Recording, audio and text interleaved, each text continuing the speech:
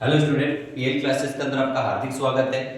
आज हम जो हमारे पास में जो टॉपिक चल रहा था वर्षन की आंतरिक संरचना, बायोलॉजी लेसन था हमारे पास में, हमने इसकी बाह्य संरचना हमने देखी। आज हम पढ़ेंगे उसकी आंतरिक संरचना। देखो, वर्षन की जो आंतरिक संरचना होती है उस आंतरिक संरचना में लगभग 250 कक्ष पाए जाते हैं। उस कक्ष को हम बोलते हैं वर्षण पालिका और इसको इंग्लिश में कहा जाता है टेस्टिकुलर लोबस। लगभग 250 टेस्टिकुलर लोबस पाए जाते हैं। और उस 250 टेस्टिकुलर लोबस जो है प्रत्येक कक्ष के अंदर 1 से 3 शुक्रजन नलिका पाई जाती है। ध्यान रखना, 250 होते हैं और प्रत्येक अंदर कितनी शुक्रजन नलिका पाई जाती है? 1 से 3 तक शुक्रजन नलिका पाई जाती है एक कक्ष के अंदर, जिसको हम इंग्लिश में बोलते हैं सेमीफेरस ट्यूबुल्स कहा जाता है।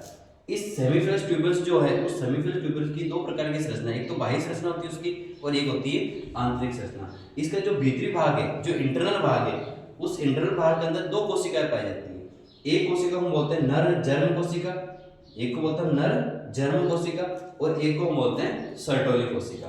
नर जर्म कोशिका जो होती है वो शुक्राणु का निर्माण करती है और जो सर्टोली कोशिका है उस शुक्राणु को पोषण प्रदान करने का कार्य करता है। ये तो बाह्य भाग करता है। उसका जो आंतरिक भाग होता है, इंटरनल भाग होता है, उसके अंदर एक कोशिका पाई जाती है अंतराली कोशिका, क्योंकि अंतराली कोशिका जो होती है अंतराली अवकाश पाया जाता है। उस अंतराली अवकाश के अंदर बहुत सारे वाहिकाएं पाई जाती है। उस वाहिका के अंदर कोशिकाएं होती है जिसको हम बोलते हैं अंतराली कोशिका। इसको इंग्लिश में बोलते हैं लीडिंग सेल्स।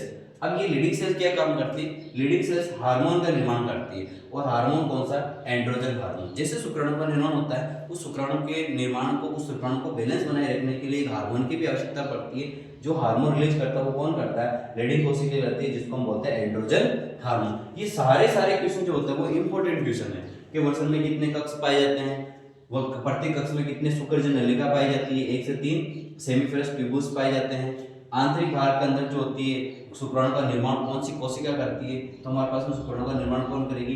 नर जर्म कोशिका करती है।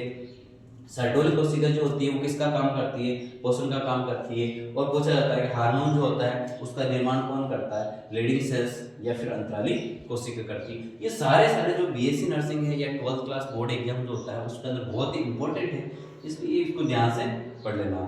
ये थी वर्षन की आंतरिक संरचनाएं। Thank you.